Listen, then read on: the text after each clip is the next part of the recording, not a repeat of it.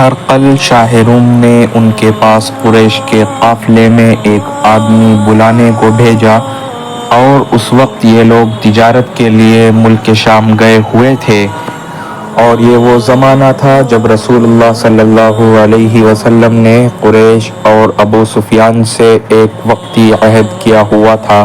جب ابو سفیان اور دوسرے لوگ ہرقل کے پاس ایلیہ پہنچے، جہاں ہرقل نے دربار طلب کیا تھا، اس کے گرد روم کے بڑے بڑے لوگ، علماء، وزراء، امراء بیٹھے ہوئے تھے۔ ہرقل نے ان کو اور اپنے ترجمان کو بلوایا، پھر ان سے پوچھا کہ تم میں سے کون شخص مدعی رسالت کا زیادہ قریبی عزیز ہے؟ ابو سفیان کہتے ہیں کہ میں بول اٹھا کہ میں اس کا سب سے زیادہ قریبی رشتہ دار ہوں۔ یہ سن کر ہرقل نے حکم دیا کہ اس کو ابو سفیان کو میرے قریب لا کر بٹھاؤ، اور اس کے ساتھیوں کو اس کی پیٹھ کے پیچھے بٹھا دو۔ پھر اپنے ترجمان سے کہا کہ ان لوگوں سے کہہ دو کہ میں ابو سفیان سے اس شخص کے یعنی محمد صلی اللہ علیہ وسلم کے حالات پوچھتا ہوں، اگر یہ مجھ سے کسی بات میں جھوٹ بول دے تو تم اس کا جھوٹ ظاہر کر دینا۔ ابو سفیان کا قول ہے کہ اللہ کی قسم، اگر مجھے یہ غیرت نہ آتی کہ یہ لوگ مجھ کو جھٹلائیں گے تو میں حضرت صلی اللہ علیہ وسلم کی نسبت ضرور غلط گوئی سے کام لیتا۔ خیر، پہلی بات جو ہرقل نے مجھ سے پوچھی وہ یہ کہ اس شخص کا خاندان تم لوگوں میں کیسا ہے؟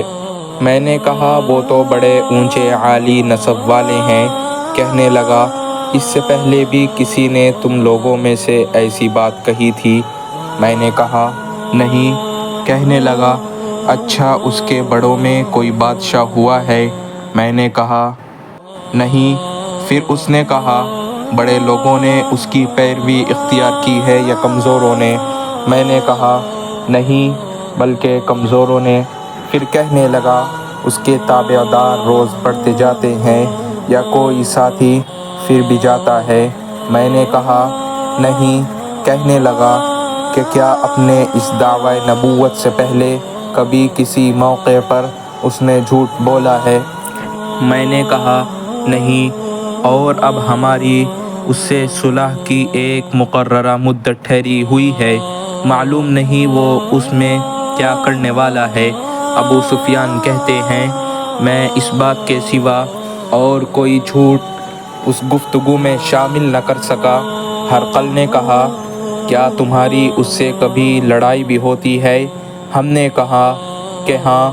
بولا پھر تمہاری اور اس کی جنگ کا کیا حال ہوتا ہے؟ میں نے کہا لڑائی ڈول کی طرح ہے، کبھی وہ ہم سے میدان جنگ جیت لیتے ہیں اور کبھی ہم ان سے جیت لیتے ہیں۔ ہرقل نے کہا وہ تمہیں کس بات کا حکم دیتا ہے؟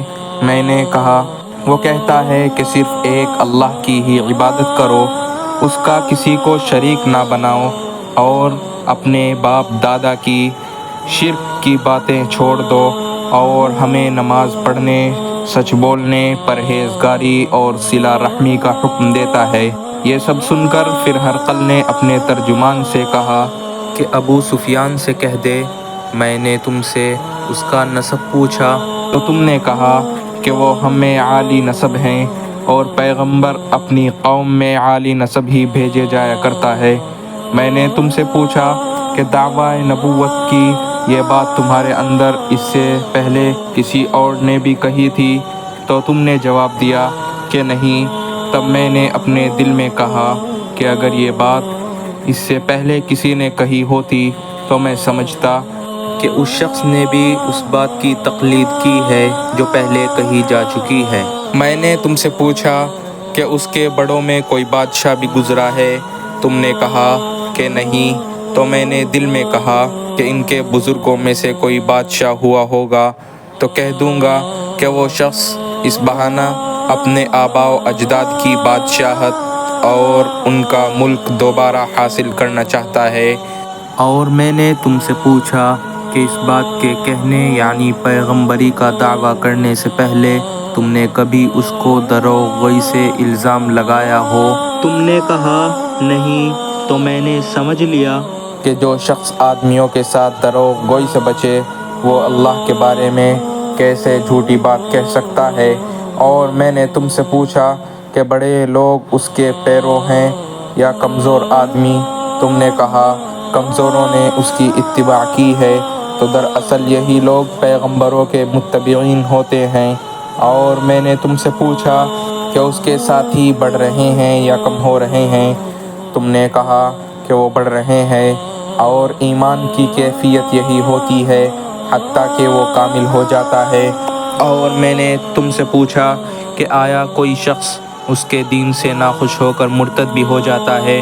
تم نے کہا نہیں، تو ایمان کی خاصیت بھی یہی ہے، جن کے دلوں میں اس کی مسرت رچ بس جائے وہ اس سے لوٹا نہیں کرتے۔ اور میں نے تم سے پوچھا کہ آیا وہ کبھی عہد شکنی کرتے ہیں؟ تم نے کہا نہیں، پیغمبروں کا یہی حال ہوتا ہے، وہ عہد کی خلاف ورزی نہیں کرتے۔ اور میں نے تم سے پوچھا کہ وہ تم سے کس چیز کے لیے کہتے ہیں؟ تم نے کہا کہ وہ ہمیں حکم دیتے ہیں کہ اللہ کی عبادت کرو، اس کے ساتھ کسی کو شریک نہ ٹھہراؤ، اور تمہیں بتوں کی پرستش سے روکتے ہیں، سچ بولنے اور پرہیزگاری کا حکم دیتے ہیں۔ لہٰذا اگر یہ باتیں جو تم کہہ رہے ہو سچ ہیں تو عن قریب وہ اس جگہ کا مالک ہو جائے گا کہ جہاں میرے یہ دونوں پاؤں ہیں۔ مجھے معلوم تھا کہ وہ پیغمبر آنے والا ہے، مگر مجھے یہ معلوم نہیں تھا کہ وہ تمہارے اندر ہوگا۔ اگر میں جانتا کہ اس تک پہنچ سکوں گا تو اس سے ملنے کے لیے ہر تکلیف گوارا کرتا۔ اگر میں اس کے پاس ہوتا تو اس کے پاؤں دھوتا۔ ہرقل نے رسول اللہ صلی اللہ علیہ وسلم کا وہ خط منگایا جو آپ نے دحیہ کلبی رضی اللہ عنہ کے ذریعے حاکم بصرہ کے پاس بھیجا تھا، اور اس نے وہ ہرقل کے پاس بھیج دیا تھا۔ پھر اس کو پڑھا تو اس میں لکھا تھا، اللہ کے نام کے ساتھ جو نہایت مہربان اور رحم والا ہے۔ اللہ کے بندے اور اس کے پیغمبر محمد صلی اللہ علیہ وسلم کی طرف سے یہ خط ہے، شاہ روم کے لیے۔ اس شخص پر سلام ہو جو ہدایت کی پیروی کرے۔ اس کے بعد میں آپ کے سامنے دعوت اسلام پیش کرتا ہوں۔ اگر آپ اسلام لے آئیں گے تو دین و دنیا میں سلامتی نصیب ہوگی، اللہ آپ کو دوہرا ثواب دے گا۔ اور اگر آپ میری دعوت سے روگردانی کریں گے تو آپ کی رعایا کا گناہ بھی آپ ہی پر ہوگا۔ اور اے اہل کتاب، ایک ایسی بات پر آ جاؤ جو ہمارے اور تمہارے درمیان یکساں ہو، وہ یہ کہ ہم اللہ کے سوا کسی کی عبادت نہ کریں اور کسی کو اس کا شریک نہ ٹھہرائیں، اور نہ ہم میں سے کوئی کسی کو اللہ کے سوا اپنا رب بنائے۔ پھر اگر وہ اہل کتاب اس بات سے منہ پھیر لیں تو مسلمانوں تم ان سے کہہ دو کہ تم مانو یا نہ مانو، ہم تو ایک اللہ کے اطاعت گزار ہیں۔ ابو سفیان کہتے ہیں جب ہرقل نے جو کچھ کہنا تھا کہہ دیا اور خط پڑھ کر فارغ ہوا تو اس کے ارد گرد بہت شور و غوغا ہوا، بہت سی آوازیں اٹھی اور ہمیں باہر نکال دیا گیا۔ تب میں نے اپنے ساتھیوں سے کہا کہ ابو کبشہ کے بیٹے نبی کریم صلی اللہ علیہ وسلم کا معاملہ تو بڑھ گیا ہے، دیکھو تو اس سے بنی اصفر روم کا بادشاہ بھی ڈرتا ہے۔ مجھے اس وقت سے اس بات کا یقین ہو گیا کہ نبی کریم صلی اللہ علیہ وسلم عن قریب غالب ہو کر رہیں گے، حتیٰ کہ اللہ نے مجھے مسلمان کر دیا۔ راوی کا بیان ہے کہ ابن ناطور ایلیا کے حاکم ہرقل کا مصاحب اور شام کا نصارہ کا لاٹ پادری بیان کرتا تھا کہ ہرقل جب ایلیا آیا ایک دن صبح کو پریشان اٹھا تو اس کے درباریوں نے دریافت کیا کہ آج ہم آپ کی حالت بدلی ہوئی پاتے ہیں، کیا وجہ ہے؟ ابن ناطور کا بیان ہے ہرقل نجومی تھا، علم نجوم میں وہ پوری مہارت رکھتا تھا۔ اس نے اپنے ہم نشینوں کو بتایا کہ میں نے آج رات ستاروں پر نظر ڈالی تو دیکھا کہ ختنہ کرنے والوں کا بادشاہ ہمارے ملک پر غالب آ گیا ہے۔ بھلا اس زمانے میں کون لوگ ختنہ کرتے ہیں؟ انہوں نے کہا کہ یہود کے سوا کوئی ختنہ نہیں کرتا۔ سو ان کی وجہ سے پریشان نہ ہو۔ سلطنت کے تمام شہروں میں یہ حکم لکھ بھیجیے کہ وہاں جتنے یہودی ہوں سب قتل کر دیے جائیں۔ وہ لوگ انہی باتوں میں مشغول تھے کہ ہرقل کے پاس ایک آدمی لایا گیا جسے شاہ غسان نے بھیجا تھا۔ اس نے رسول اللہ صلی اللہ علیہ وسلم کے حالات بیان کیے۔ جب ہرقل نے سارے حالات سن لیے تو کہا، جا کر دیکھو وہ ختنہ کیے ہوئے ہے یا نہیں۔ انہوں نے اسے دیکھا تو بتلایا وہ ختنہ کیے ہوئے ہے۔ ہرقل نے جب اس شخص سے عرب کے بارے میں پوچھا تو اس نے بتلایا کہ وہ ختنہ کرتے ہیں۔ تب ہرقل نے کہا کہ یہی محمد صلی اللہ علیہ وسلم اس امت کے بادشاہ ہیں جو پیدا ہو چکے ہیں۔ پھر اس نے ایک دوست کو رومیہ خط لکھا اور وہ بھی علم نجوم میں ہرقل کی طرح ماہر تھا۔ پھر وہاں سے ہرقل حمص چلا گیا۔ ابھی حمص سے نکلا نہیں تھا کہ اس کے دوست کا خط اس کے جواب میں آ گیا۔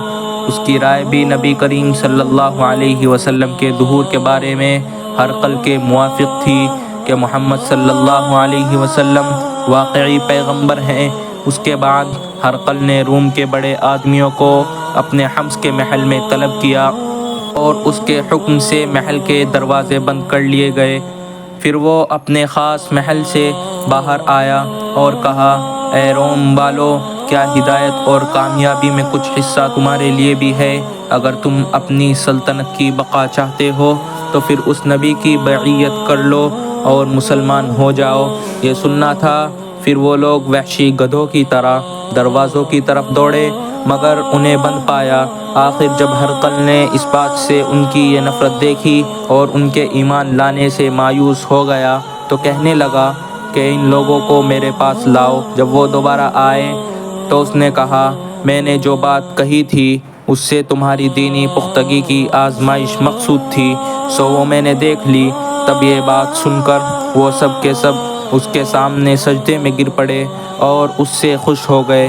بالآخر ہرقل کی آخری حالت یہی رہی۔ صحیح بخاری حدیث نمبر 7۔